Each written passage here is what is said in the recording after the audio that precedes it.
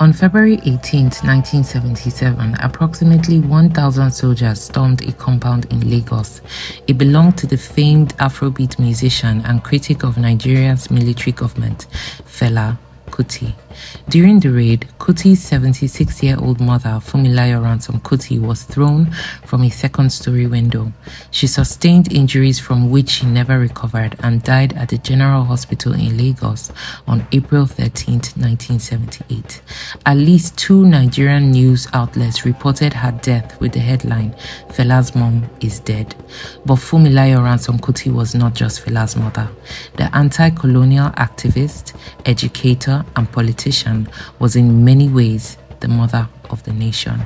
In today's episode of Focus Friday, we're going to be focusing on the incredible life of an amazing woman, Funmilayo Ransome Kuti, who left an undeniable legacy in her wake.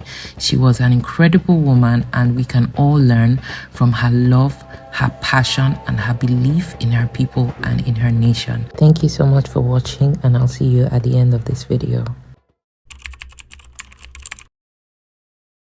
Funmilayo Ransome Kuti was born on October 25, 1900.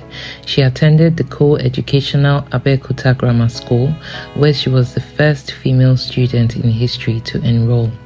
In 1919, she went to Britain to study at Wickham Hall School for Girls in Cheshire, where she was taught subjects such as French, elocution, music, and dressmaking. But before she returned to Nigeria in 1922, she demonstrated the first sign of her rejection of British imperialism, dropping her Christian names of Frances Abigail and adopting her Yoruba name, Oluwa Funmilayo, shortened to Olu Funmilayo or Funmilayo, meaning God has given me joy. In 1925, she married Israel Oludotun Ransome Kuti, an educationist and co-founder of the Nigerian Teachers Union. The couple had 4 children, Dolapo, Olikoye, Olufela, and Beko, and also worked as teachers.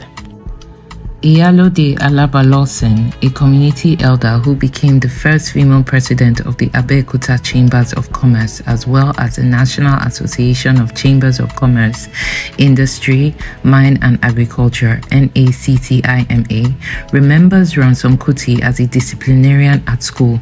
The students who were older than us always told us Mrs Kuti's class is strict, she recalled. My father was also a student at the school, and we heard him talk about the Ransome Kutis and their brand of discipline. Though I was very young, I saw her drive a car, and as a woman in Abeokuta in those days, it was an unusual sight for us as young girls. Many of us took her as a role model because she walked with so much authority and was always dressed in our traditional clothes. It was, however, the 1943 Great Whip and the 1948 Tax Revolt which earned Funmilayo the title Lioness of Lesabi, Lesabi being the traditional hero of the Egba people in the press. The Great Whip episode saw women shed tears over the burden of income tax. According to a March 1959 report in South Africa's Drum magazine, thousands of Abeokuta women went about shedding tears. The Alake, the title of the traditional ruler, Oba Ladipo Ademola II, and the authorities could do nothing to stop it and gave way to the women's demands.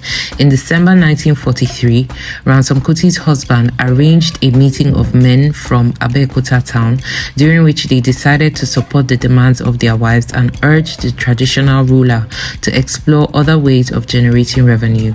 The meeting and the prolonged siege of his palace forced Oba Ademola II to act. He suspended the taxation of women and went into exile in Oshogbo, a town more than 200 kilometers away. In March 1959, Funmilayo Ransome Kuti told Drum magazine, "So we gave a hell of a time to the chiefs, the governments, to all those who are responsible for the systematic pauperization of the mass of the people." But there was no doubt as to where Ransome Kuti laid the blame for the plight of Nigerian women. "We had equality till the British came," she wrote in an article published in the British communist newspaper, The Daily Worker. In it, she noted that before the British arrived in Nigeria, life was mainly agricultural, and there was a fairer division of labor between men and women. The men cultivated the land, and it was chiefly the duty of women to reap. Women owned property, traded, and exercised considerable political and social influence in society. They were responsible for crowning the kings on coronation day. Whatever disabilities there existed were endured by men and women alike. With the advent of British rule, slavery was abolished and Christianity introduced into many parts of the country. But instead of the women being educated and assisted to live like human beings, their conditions rather deteriorated. In pre-colonial societies and kingdoms, women occupied prominent positions in public administration and decision-making, but with the arrival of male colonial administrators and civil servants, women were sidelined from their previous roles. In 1947, Nnamdi Azikiwe of the National Council of Nigeria and the Cameroons, NCNC, who would later become Nigeria's first president, invited Ransome Kuti to travel to Britain to meet the Secretary of State, Sir Arthur Creech Jones. She was the only woman in the 7-person delegation when she triumphantly boarded the Almanzora, which set sail from Lagos on June 26th.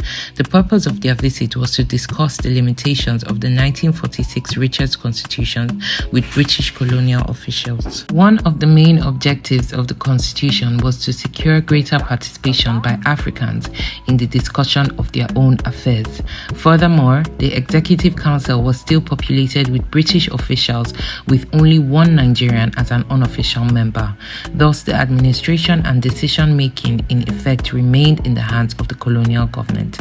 This and other constitutional matters formed the crux of the delegation's mandate to Britain. After their return, despite some reports of disagreement among the delegations, Funmilayo Ransome Kuti told the Nigerian spokesman newspaper at a reception held for them that the trip turned out to be money and time well used. Since the people's side of the case for once has been represented, I had an exciting time, sometimes 3 appointments in a day, and before I left, I spoke with factory workers. Not everyone agreed with Ransome Kuti's activities, and her opponents found willing allies in the press. The Nigerian Tribune newspaper once called the AWU the Terrorist Women's Union of Abeokuta. The same newspaper featured the headlines, "Mrs F. Kuti must be checked," and "That Woman Again." One article about the AWU, entitled "Women May Seize Power," stated, "There is growing suspicion that the women of Abeokuta mean to seize power and to bring the country absolutely under their own control. A large number of people are opposed to this idea and are urging that early steps be taken to end this move. Abeokuta is going the wrong way, and soon there will be a she who must be obeyed." Oba Ademola II, who had returned to his throne in 1950 after 28 months in exile, shared his views on Ransome Kuti. "There is no satisfying Mrs. Ransome Kuti. Right now she is up to another devilry. She is opposed to women of Abeokuta paying water tax. I am sure that if she would devote as much time to agitating for progressive measures as she does to everything that is conducive to disorder, she would become the greatest woman in Abeokuta, nay, in Nigeria." Of the tax protest which led to his abdication, he added, "I could not hate Mrs. Ransome Kuti then, and I cannot hate her now, although she continues to cause me a great deal of trouble because I suppose I admire her guts. My only regret is that she is using her guts wrongly. With a bit of more level-headedness, there is nothing the little woman couldn't do for Abeokuta and for Nigeria." Whether you were a friend, a fan, or a foe, one thing remains crystal clear. Mrs. Funmilayo Ransome Kuti was a phenomenal woman who fought lovingly and relentlessly for the liberation of her people, physically through her activism work and mentally through her educational work. Her legacy will continually be remembered in the sands of time. She gave birth and raised 4 incredible children whose legacies we still live to remember in Nigeria today. Her first son, Olikoye Kuti, was a pediatrician and the health minister of Nigeria at some point.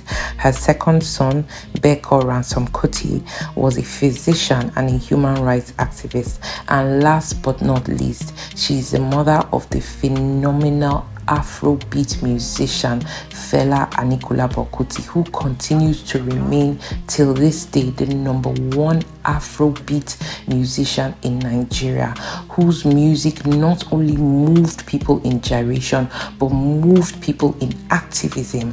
Like his mother, as we can see, the fruit didn't fall far from the tree with this woman and her children. Fela's music stirred people to their souls to fight for their rights, for their country, to fight for their liberation, and to fight for themselves. Mrs Funmilayo Ransome Kuti was a phenomenal woman whose legacy can never be forgotten. So this brings us to the end of our video. Thank you so much to everyone who watched. I hope you have learned something from this incredible woman's life, to understand that it is on us as Africans and Nigerians to continue to fly the flag of freedom.